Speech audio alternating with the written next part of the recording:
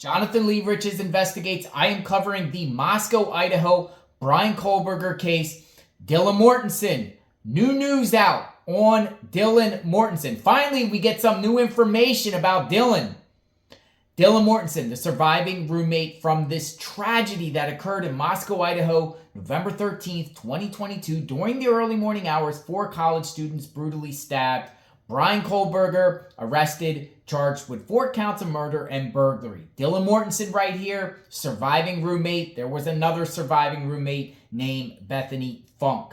But we're going to talk about Dylan because there's a new report out right here. A new report out about Dylan Mortensen. And this report says, Idaho murder victim's roommate Dylan Mortensen switches schools after suffering survivor's guilt, as mystery still surrounds how she came face to face with accused killer Bryan Kohberger and lived. Yes, she survived. And it looks like she switched schools. She was going to the University of Idaho. Let's read on. Dylan Mortensen, 21, so she's 21, is one of the 2 roommates who survived the November 13, 2022 massacre. Mortensen told investigators she saw a man walk out of the house. She has been left with survivor's guilt, her stepmom said on Saturday, today. Her stepmom spoke. So this is something from her own family, stepmom. The California-raised Mortensen has left the University of Idaho and is now enrolled in another school. No more University of Idaho. Let's find out more. She left University of Idaho earlier this year, said Patricia Monroe, her stepmom. She left. No more University of Idaho. I don't blame her. Monroe was married to Mortensen's father, Brent, and helped raise Dylan from the age of 7 until almost her graduation from high school. She told the New York Post she remained close to the family and Mortensen was okay. Monroe, 53, said, there's a lot of guilt because, if someone says, oh, well, Dylan was so lucky, you don't want to take on that luck because all of the children deserved luck. They all deserve to be spared from that. Mortensen told police she stood in a frozen shock phase as a figure clad in black clothing and a mask walked towards her. Remember the bushy eyebrows, right? She then locked herself in a room, and 911 wasn't called for 8+ hours. So here we go. Here's what the stepmom says. You never really think about online backlash and trolls until you deal with it. And it's just a really hurtful thing. I challenge anyone to be in a position where they wake up to 4 of their roommates gone and not even realizing it. People have to understand that these children are very young. They're just young kids, and it's just a real traumatizing thing. I just think that people need to have compassion. The details to be space and time for all the details to come out in trial. There needs to be space and time, she says, for all the details to come out in trial. Wow. Mortensen's father, Brent, told author and private investigator J. Reuben Appleman that she was isolating herself and playing video games to deal with the stress. Appleman told News Nation, in the beginning weeks after those homicides, she was basically dogpiled on social media. There's a part of the trauma she experienced. Dylan herself has retreated from the public eye. Very few people see her. Where's she going to a new college? Where is Dylan Mortensen going? So that is some information. She has survivor's guilt and she changed schools. Is she in California? Is she in another state? We talked about this case when it comes to Moscow Idaho case in reference to Bethany Funk. Bethany Funk, from Nevada, and she left. And then when she was handed a subpoena by Bryan Kohberger's defense, Bethany Funk challenged it out there.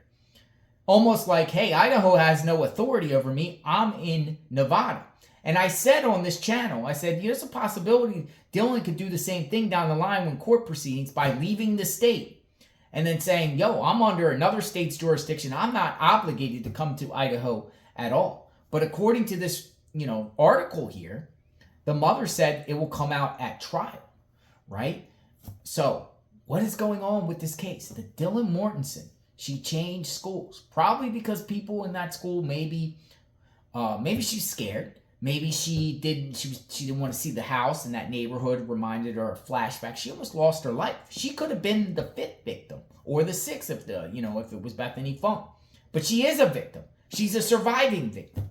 But she very well could have lost her life. So she could be traumatized from the whole University of Idaho, Moscow, Idaho experience and just get out of Dodge. Leave that area and start a new life fresh and everything like that. But trial, flashbacks and everything that she's escaping from is going to be back into the forefront of her. How's she going to handle it, if she handles it at all? Maybe there won't be a trial. We've always said that Bill Thompson, the prosecutor, might not have a trial because he doesn't want to risk putting these two vulnerable victims like Dylan Mortensen and Bethany Funk on the stand, so he's willing to make a plea bargain with the Bryan Kohberger defense team. Survivor's guilt. What does survivor's guilt feel to you? Like, if you were in her shoes, would you have survivor's guilt? She did get a lot of backlash online, and she still does. Some people even speculate she's involved. We've criticized her actions on this channel, just like many other social media platforms have called out her behavior that night. It is very odd and strange where someone doesn't call 911 after seeing someone in the house. People say maybe she was partying with Bryan Kohberger or no Kohberger. Some people say it wasn't Kohberger and it was Dylan Mortensen. So she sees it all. And maybe that's why she wanted to get out of Idaho. Because maybe she was getting harassed. There's some things we might not know. Maybe she was getting harassed by people at the university, or people walking around Idaho recognized her and, she got into it with people, or she just felt intimidated. Who knows? But it's wild stuff. I'm JLR Investigates. It's good to hear new information on Dylan Mortensen. We talked about it on this channel in reference to why Dylan Mortensen maybe froze and went inside her home. Or inside her room and didn't call authorities. We've discussed the toxic relationship with her dad and her mom, which could be part of her stepmom too, in reference to her dad, Brent Mortensen, having domestic violence allegations on him. We read the reports. And some of the things that Dylan's dad was doing inside their home with Dylan there, which ultimately Dylan left with their mom and fled the area, is very shocking. It could be traumatizing, and to the point where we said maybe the father said, go to your room when you see traumatizing things, and that's kind of what she was trained to do. Just speculation there, but the stuff on her father is stuff that is on paper. It's documented. We shared it on this channel. Look up Brent Mortensen, John and JLR Investigates. You'll see the videos. Praying for Dylan Mortensen, though. We are praying that she's okay. We're praying that hopefully she's healing. Hopefully, she's surrounding herself with good people. Not saying that she didn't before, but she was, known as the party type of things. There's a lot of images of her that are questionable. Hopefully she changed that type of behavior. Locks her doors at night. If she's going to another university, is she staying on campus? Is she staying in another, house with somebody else? We don't know those answers. Maybe if somebody knows, they can share. Subscribe to my channel, hit the notification button. Covering this case. We will talk soon. Stay tuned.